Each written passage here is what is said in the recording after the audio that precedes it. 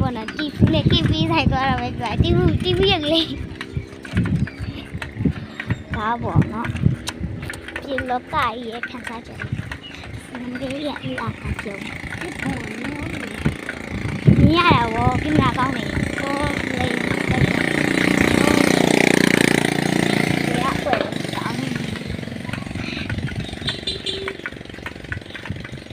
အိုးလေးလောက်ပါဟဲ့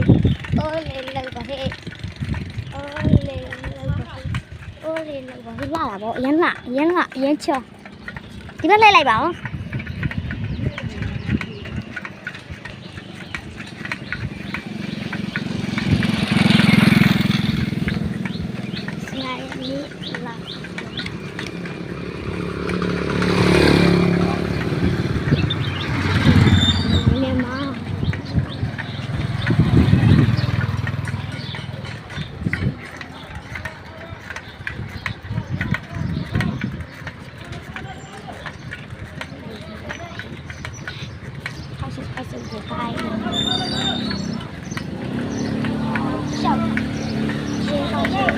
ရေပါစ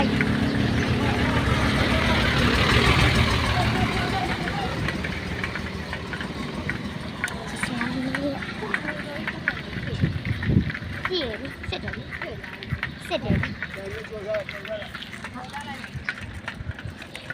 ကျုံနားနေအိမ်ရောက်ပါတော့မယ်ဒီလေအိမ်ရောက်ခံလေးလှည့်လိုက်ပါအောင်တခါလားပိတ်သက်ကြီးတယ်ကြည့်ကြည့်လို့တဲ့ညနာချစ်ချောလေးကိုအိမ်ရောက်ဝင်ပါပြီအိုးလေးလောက်ပါဟဲ့အိုးလေးလောက်ပါဟဲ့အိုးလေးလောက်ပါဟဲ့ရောက်ပါပြီရှင်ရောက်ပါပြီလေးပလိုက်နေပြတဲ့ကြီးတဲ့အိုးမငင်းနိုင်ပြဗီဒီယိုကကြောက်ပါပဲတတာ